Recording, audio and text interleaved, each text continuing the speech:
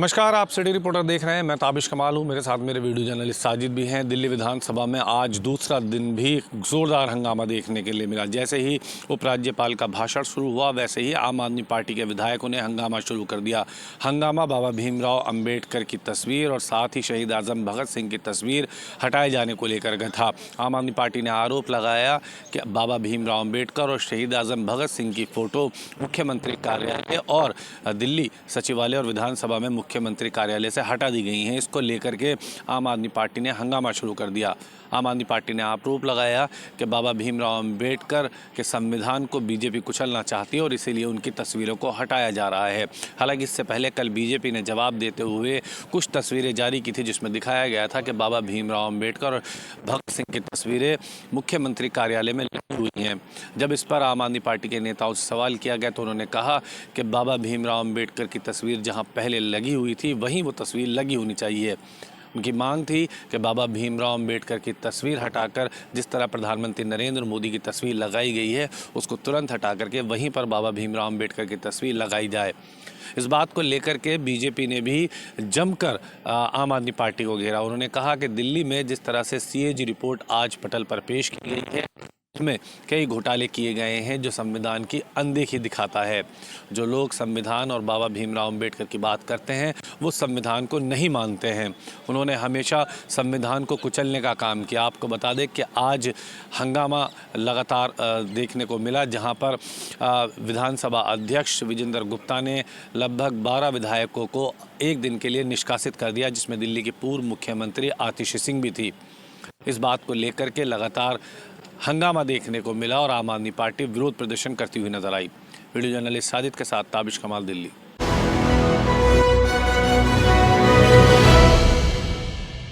पंजाब के अंदर अवैध इमिग्रेशन के खिलाफ पंजाब सरकार की कड़ी कार्रवाई लगातार जारी है।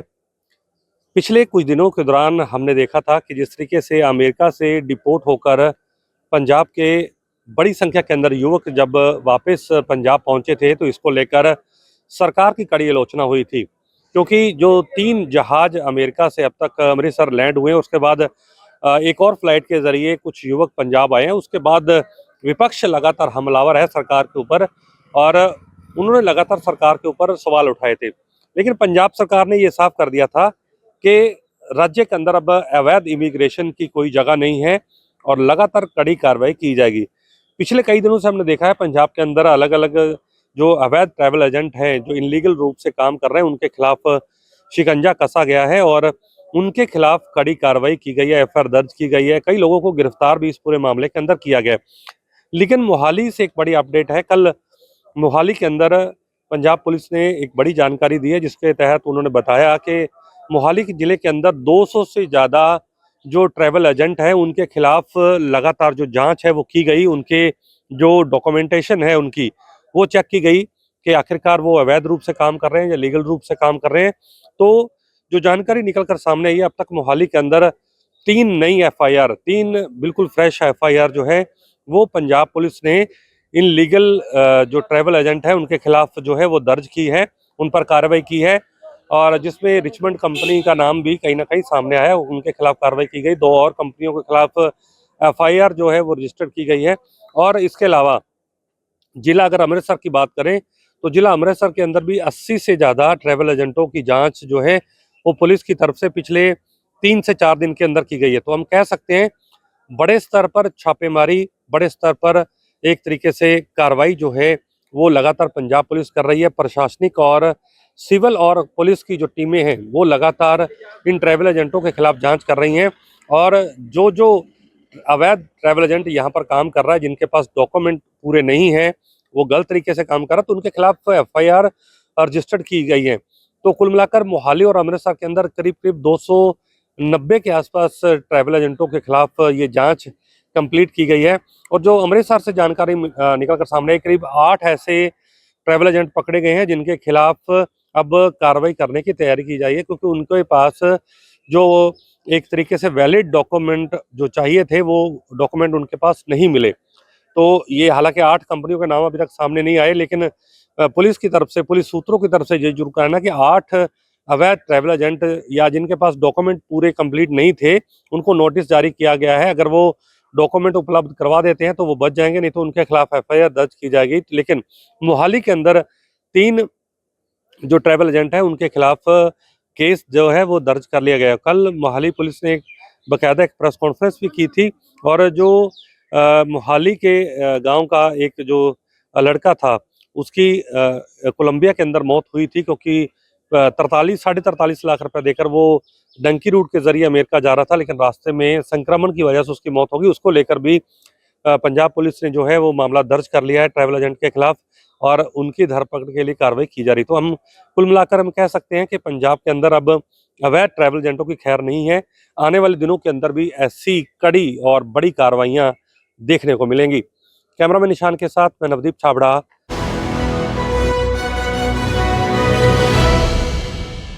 नमस्कार, आप देख रहे हैं JK 24/7 न्यूज़। खबर कर्नाटक की राजधानी से वीडियो जर्नलिस्ट हारून रशीद के साथ मैं मोहम्मद नबी। Indian institute of horticulture research centre के तहत 27 फरवरी से 1 मार्च तक यहां पर बागवानी का मेला लगा है। जैसे कि तरबूज, अंगूर, फ्रूट, मशरूम, जैक फ्रूट जो किसान अपनी खेती में पैदावारी करते हैं, ऐसे किसानों को यहाँ पर 27 फरवरी से 1 मार्च तक का मेला लगाया गया है।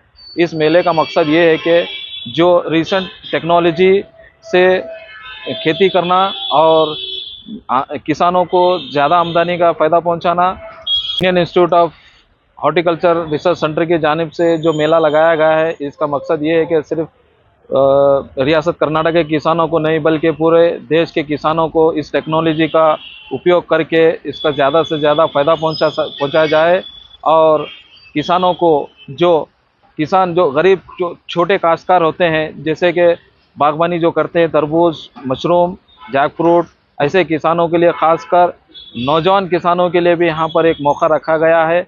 वो आए इस मेले में और भरपूर इस मेले का फ़ायदा उठाएं और जो टेक्नोलॉजी बताई जाती है उस टेक्नोलॉजी से जो तरबूज, अंगूर, जो मशरूम पैदावार की जाती है उस पर ज़्यादा ध्यान दिया गया है। वीडियो जर्नलिस्ट हारून रशीद के साथ मैं मोहम्मद नबी, सिटी रिपोर्टर, बेंगलोर।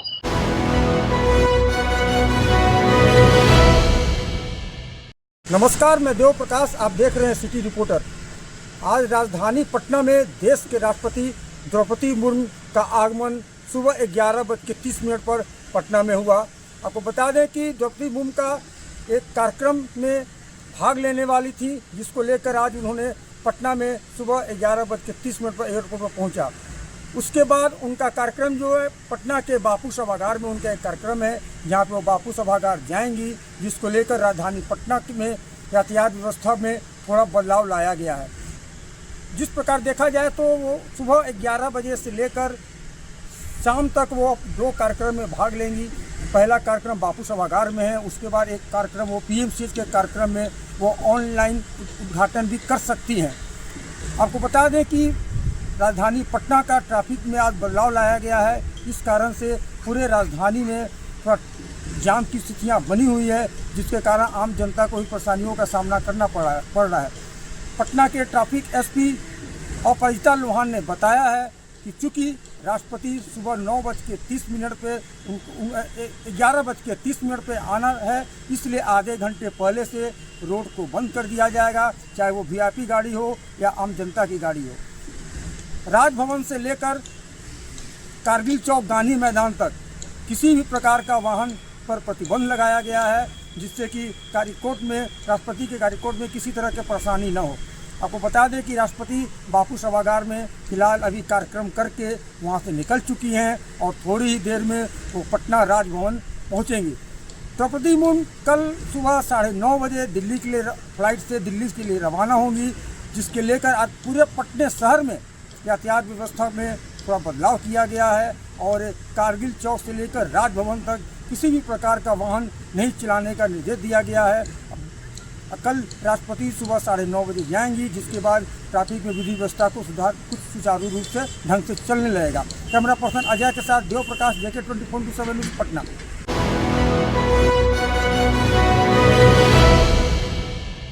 2000 करोड़ रुपए के शराब घोटाले मामले को लेकर के सियासत जारी है। एक मंत्री इस मामले पर जो है जेल हैं और कई अधिकारी भी इस मामले को लेकर के जेल में है। वहीं आज ईडी जो है इस पूरे मामले को लेकर के छत्तीसगढ़ के प्रदेश मुख्यालय राजीव भवन यानी कांग्रेस भवन में ईडी जो है 4 अधिकारी और फोर्स के साथ पहुंच गई, जहां पर कांग्रेस के महामंत्री मलकी सिंह गैंदू से कई इस मामले को लेकर के पूछताछ की है। इसके साथ ही उन्हें नोटिस भी थमाया है। इस पूछताछ में बताया गया है कि कोंटा और सुकमा में बने कांग्रेस भवन का हिसाब मांगा है। बता दें कि ये पूरा मामला जो है पूर्व मंत्री जो है जो कवासी लखमा से जुड़ा है, जो आबकारी मंत्री थे। वर्तमान में 2000 करोड़ रुपए के जो शराब घोटाले हैं उस मामले को लेकर के वो अभी ईडी के जो है लगातार रिमांड में है। इसके साथ ही मैं बताना चाहूंगा इस पूरे मामले को लेकर के सियासत जारी है। आपको बता दें कि नेता प्रतिपक्ष शरणदास महंत ने कहा कि हमारे नेताओं को लगातार फंसाया जा रहा है। जहां देखिए 1 साल में ईडी के छापे, खाली ईडी के छापे सुनाई दे रहे हैं। वहीं बीजेपी के जो वरिष्ठ नेता है राजेश मूणत, उनका कहना है कि ईडी जो है अपना काम कर रही है, ईडी को इनपुट मिला है, वो अपने कानूनी अधिकार पर काम कर रही है। इस तरीके से इस पूरे मामले को लेकर के सियासत जारी है। वहीं जो कांग्रेस भवन के संचार प्रमुख आनंद शुक्ला का भी बयान आया है। उन्होंने कहा कि हम लोग जो है जनता से जुड़े हैं और एक एक हिसाब देंगे। उन्होंने कहा कि हम कांग्रेस भवन को जो बनाए हैं उसका हिसाब देने को तैयार है। क्या बीजेपी जो कुशाभाऊ ठाकरे बनाई है उसका हिसाब दे पाएगी? ऐसे तमाम मुद्दों को लेकर के लगातार कांग्रेस और बीजेपी के बीच जो है सियासत जारी है। अब देखना ये होगा इस मामले को लेकर के नया मामला क्या आता है, क्या कुछ सामने आता है, तो देखने वाली बात होगी। कैमरामैन पिंटू देवांगन के साथ शंभू राही, जेके 24 न्यूज, रायपुर।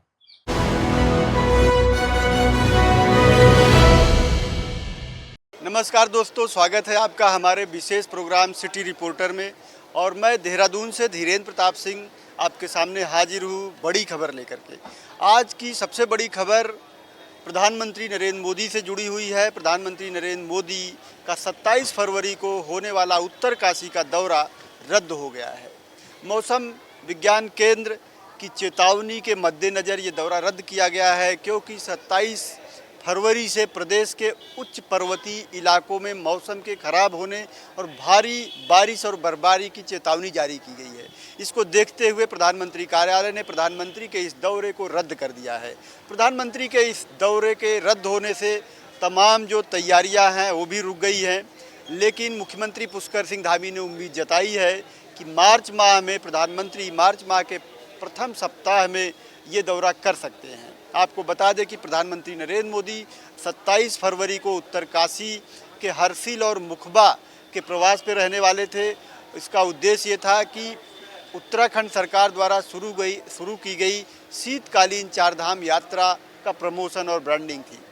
प्रधानमंत्री के इस दौरे से प्रदेश को बहुत सारी उम्मीदें थी। मुख्यमंत्री बेहद उत्साहित थे उनके दौरे को लेकर के, लेकिन मौसम की वजह से ये दौरा फिलहाल रद्द कर दिया गया है। मुख्यमंत्री ने उम्मीद जताई है कि प्रधानमंत्री मार्च माह के पहले सप्ताह में शायद ये दौरा कर सकते हैं और उनके आने से निश्चित रूप से उत्तराखंड की आर्थिकी और पर्यटन को एक नई गति मिलेगी। कैमरा सहयोगी वीरेंद्र थपलियाल के साथ जेके 24/7 के लिए देहरादून से धीरेन्द्र प्रताप सिंह।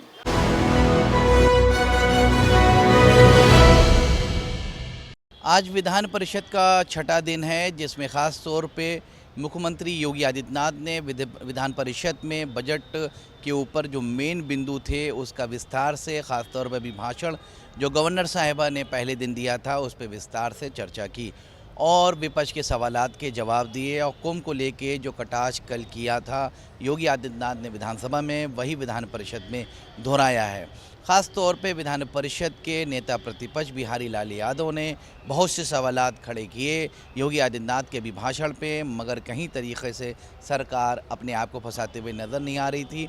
समाजवादी पार्टी के जितने विधायक गण हैं उन्होंने स्वास्थ्य प्रणाली और ख़ासतौर पर परिवहन प्रणाली और तमाम नगर विकास की जो योजनाएं चल रही हैं, फार्मिंग योजनाएं हैं, हॉर्टिकल्चर की योजनाएं हैं, एग्रीकल्चर की योजनाएं, सब योजनाओं को विफल बताया और तमाम सवालात खड़े किए कि अधिकारी खुलेआम भ्रष्टाचार कर रहे हैं और मंत्री और विभाग के संबंधित जो आला अधिकारी है वो अंकुश लगाते हुए नज़र नहीं आ रहे हैं, जिस पर तमाम जो सदन में मौजूद मंत्रीगण थे उन्होंने जवाबात दिए। एक एक विस्तार से विधायकों के जो विपक्ष के थे उनके सवालात का जवाब विधान परिषद में, विधानसभा में संबंधित विभाग के मंत्रियों ने दिया। मगर कहीं ना कहीं समाजवादी पार्टी के जो विधायक हैं वो असंतुष्ट नज़र आए और उन्होंने हमारे चैनल पे असंतुष्टि भी जाहिर की। कैमरामैन जुबैर के साथ रज़ा अब्बास, लखनऊ, जेके न्यूज़।